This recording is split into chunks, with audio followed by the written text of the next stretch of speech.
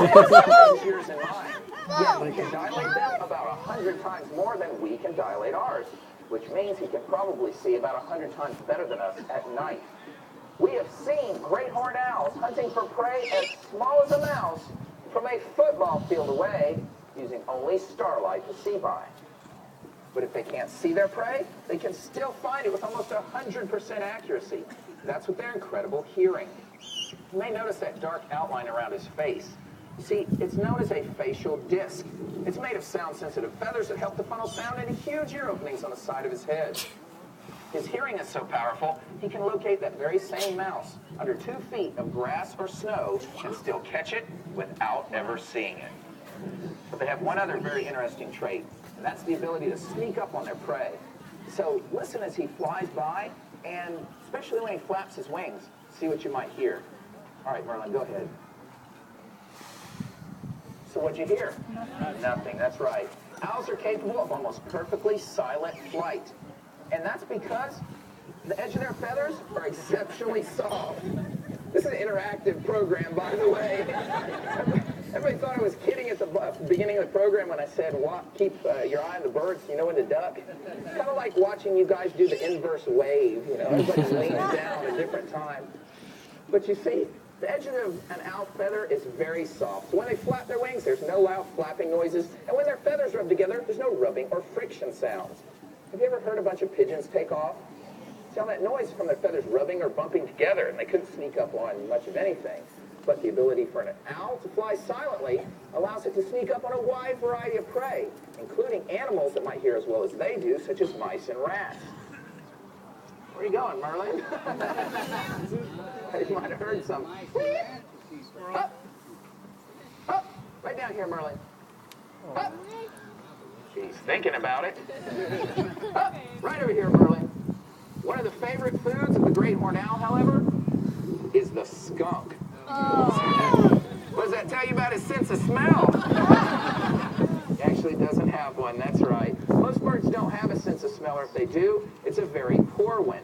Hey, Merlin, why don't you go to the back perch instead? You can see that one. Yeah. Merlin, buddy. All the way back over there. There we go. But as I said, most birds don't have a sense of smell, or if they do, it's a very poor one. So if you've ever heard the old wives' tale that if you touch a baby bird, mom will smell you and won't take the baby back, it's not true at all. It may be possible to pick the baby bird up and put it back in the nest, but more than likely, if it has feathers, the best thing to do is just to leave it alone. Mom and dad are probably close by waiting to take care of it and teach it how to fend for itself and even fly. Now, one last thing to share with you about Merlin. You hear that funny crying sound he makes? That's not what you'd expect a great horned owl to sound like, is it? That's the voice of a baby great horned owl begging his parents for food. Merlin, however, is 13 years old. He's a teenager, that's right. And you see, he is actually what we would call an imprint. To make a long story short, he doesn't know he's an owl. In fact, he thinks he's a person.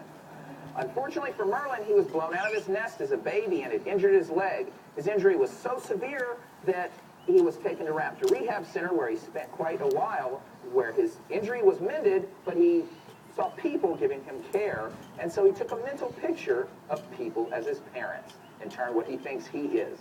If he doesn't know how to hunt and take care of himself, he always begs for food whenever people are around, but he does know how to hoot, and he'll do it on occasion. So what do you think? Should I try to get him to hoot for us? Yeah. All right, Merlin, come on back up here and let's try to hoot. All right. You ready, Merlin? No, it goes, ooh, ooh, ooh. Oh, Merlin, give him a hand. He did well. I have to brag on him now because that's the 13th show in a row. Hey, Merlin, here you go, that he's hooted on cue. And so I think he's finally figured it out. And perhaps Hoot nanny. A whole lot of hoot, just a little bit of nanny. Don't laugh at his jokes. You only egg him on. They're not into the foul humor today. We better stop joking around before we lose him. On back to the back, Merlin. And everyone knows what to do. On the count of three, we'll say Merlin, go home. 1, 2, 3. Merlin, go home. Everyone, Merlin, you're great.